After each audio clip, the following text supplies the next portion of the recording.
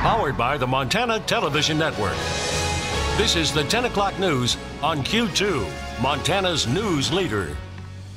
Good evening, everyone. Thanks for joining us tonight. I'm Jeanelle Slade. And I'm Russ. After a delay during the government shutdown, the president addresses the nation. From immigration to abortion, the president covered many bases to a very split crowd tonight in the House chambers. CBS News' Kenneth Craig is on Capitol Hill tonight with a recap. The President of the United States! President Trump urged Republicans and Democrats to come together during his second official State of the Union address. Victory is not winning for our party. Victory is winning for our country. The president discussed foreign policy matters like Venezuela and Syria during his address and announced plans for a two-day summit with North Korean leader Kim Jong-un. Chairman Kim and I will meet again on February 27th and 28th in Vietnam. With the threat of another government shutdown looming, Mr. Trump pressed for more funding for border security. Simply put, walls work and walls save lives. The president used his invited guests to highlight some of his biggest priorities, including immigration and criminal justice reform. Many Democrats in the chamber wore white in support of women. We also have more women serving in Congress than at any time before. Stacey Abrams, who lost the race for Georgia governor last year, delivered the official Democratic rebuttal. America is made stronger by the presence of immigrants, not walls. The president also made an apparent reference to the Russia investigation. An economic miracle is taking place in the United States, and the only thing that can stop it are foolish wars, politics, or ridiculous partisan investigations. And called on Congress to pass legislation to lower prescription drug prices. Kenneth Craig, CBS News, Capitol Hill. Republican Congressman Greg Gianforte responded tonight, echoing the president's calls for Republicans and Democrats to put aside differences and work together to produce results. President Trump is right. We must come together to address the challenges facing our country. Republicans and Democrats should do what we did last year, come together to deliver results for the American people.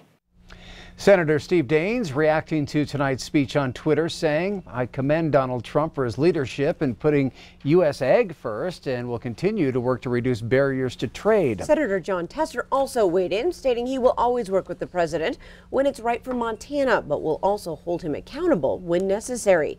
Tester saying he agrees with the president's call for unity and bipartisanship, but the words will ring hollow if not paired with action. All right, we want to turn to the weather now. Bob, we are still very much in the deep freeze, and this isn't even the worst for our wind chill woes, you were saying. Oh, yeah, it's going to get much worse in another couple of days. But let me show you where we're at right now. Currently, these are our current temperatures, not wind chills. It's 4 below zero in Billings right now. And everybody east of the divide is sub-zero at this point in time. We're a little warmer out in the west. We have double digits above zero at Kalispell and Missoula. But let's take a look at the wind chill factor. Right now in Billings, it feels like it's 21 below zero out there. A lot of teens and 20s below zero in eastern Montana. Out in the west, the same story, though, still above zero because they have very little wind. So Kalispell and Missoula, wind chill not a factor. But let me show you what's going to happen. Temperatures tonight in Billings will cool back down to about maybe 11 below zero. We'll see double digits and teens below zero back in the east. Out in the west, we'll probably just barely stay above zero. Missoula about 7 degrees for the low tonight. And then, so here's what you'll see. By tomorrow morning, it'll be 25 below zero wind chill factor in the Billings area. Then on Thursday morning, it's going to feel like 31 below zero in Billings, 32 below zero at Lewistown, and 30 below zero at Great Falls. So once we get past Thursday morning, then we finally start to warm up, and we'll have more about that coming up in a few more minutes.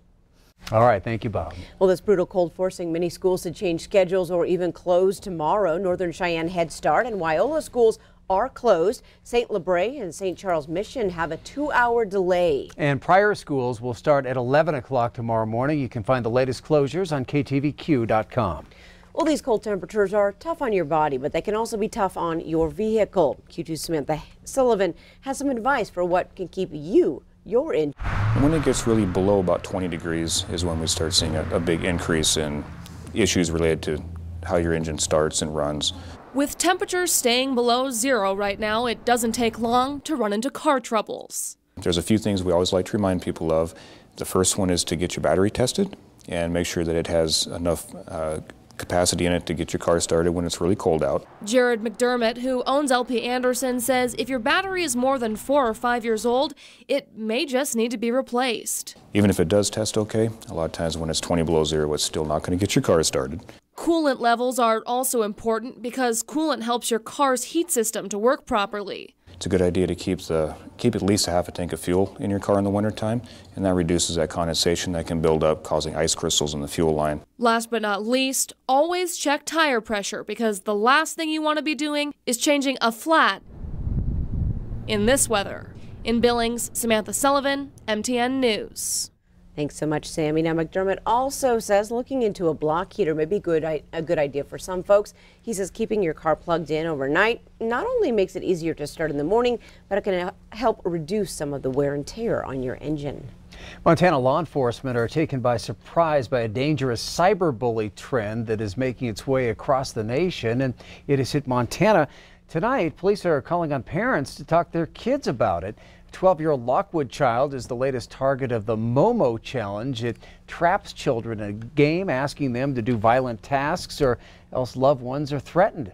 Now, this image is called Momo and appears to a child from the smartphone app WhatsApp. The Yellowstone County Sheriff's Office took a report from a parent saying their child was selected for the challenge. Then Momo gives tasks that progressively become more dangerous and violent, even sometimes leading to suicide.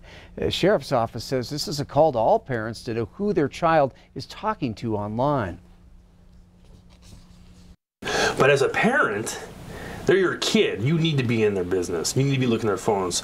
You need to be doing random audits on your kids' phones and looking at messages. And I know there's Snapchat and things like that where they disappear, but put restrictions on those phones and hold them accountable to it and let them know that there's evil people out there. Well, another alarming thing about this so-called Momo challenge, kids are not seeking it out. It comes to them. In last night's Lockwood incident, the child unexpectedly received the message. Authorities say the Momo named the child's friends by name as targets. The battle over construction of the Keystone XL pipeline is now moving to the 9th District Court of Appeals in San Francisco. The Trump administration filed an appeal Friday to U.S. District Court Judge Brian Morris's rulings to block pre-construction work on the pipeline and require a new environmental review for the proposed route. Now, this action is the latest in the decade-long fight over the proposed 1,200-mile-long pipeline, which runs from Alberta, Canada, and crosses a half-dozen states, including eastern Montana, before connecting with an existing line in Nebraska. Developer TransCanada, which recently changed its name to TC Pipelines, says the project will cost $8 billion and boost the local economies along its route.